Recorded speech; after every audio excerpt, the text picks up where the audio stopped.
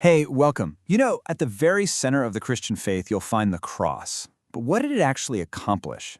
Today, we're jumping headfirst into one of theology's deepest and most debated topics, the atonement. And it all kicks off with a question that sounds simple, but is anything but. For whom did Christ die? I mean, it seems like it should have an easy answer, right?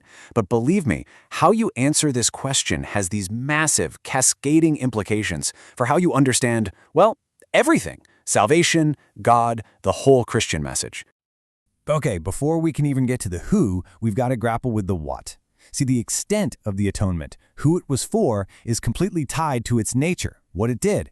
Was the cross something that just made a solution possible, or was it a finished, completed work? So let's start right there. Over the centuries, theologians have come up with several key ways to think about the purpose and the effect of Christ's death. These are often called theories of the atonement. Okay, first up is a big one, penal substitution. Think of this one in almost legal terms, like a courtroom. The idea is that our sin creates a real, legal debt against God's perfect justice. So Christ, as our substitute, steps in and pays that penalty for us. He satisfies justice. It solves a problem that exists outside of us, between humanity and God. Then you have Christus Victor, which literally means Christ the victor. Now this view pictures the cross as an epic, cosmic battle. Christ's death and his resurrection aren't just a payment, they're a decisive victory over all the spiritual forces that hold humanity captive. We're talking Satan, sin, even death itself. It's all about liberation and total conquest.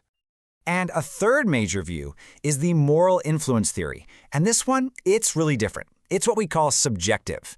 The main point of the cross here wasn't to change our legal status with God, but to change us. It's this ultimate, powerful demonstration of God's love, designed to just melt our stony hearts and inspire us to turn back to Him.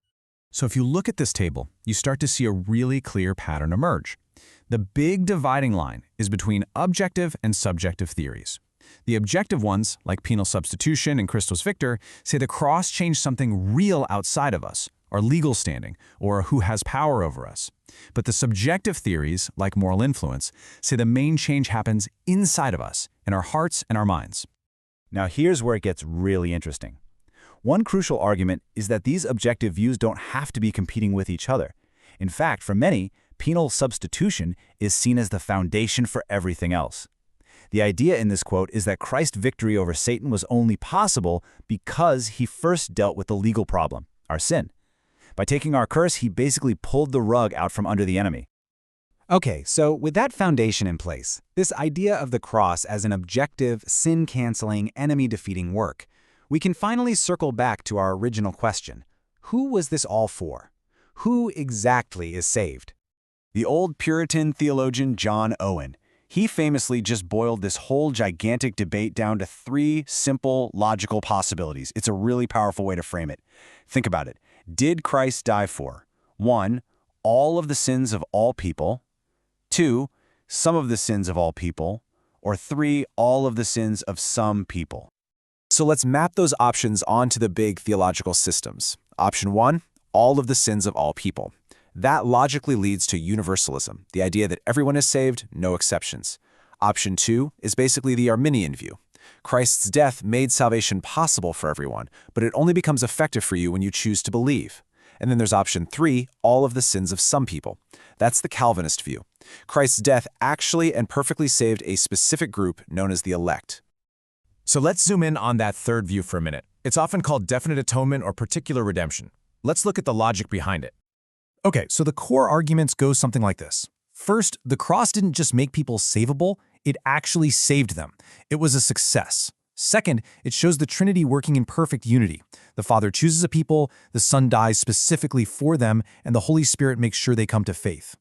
Third, it's based on promises from Christ himself, like when he says he will not lose a single one that the Father has given him.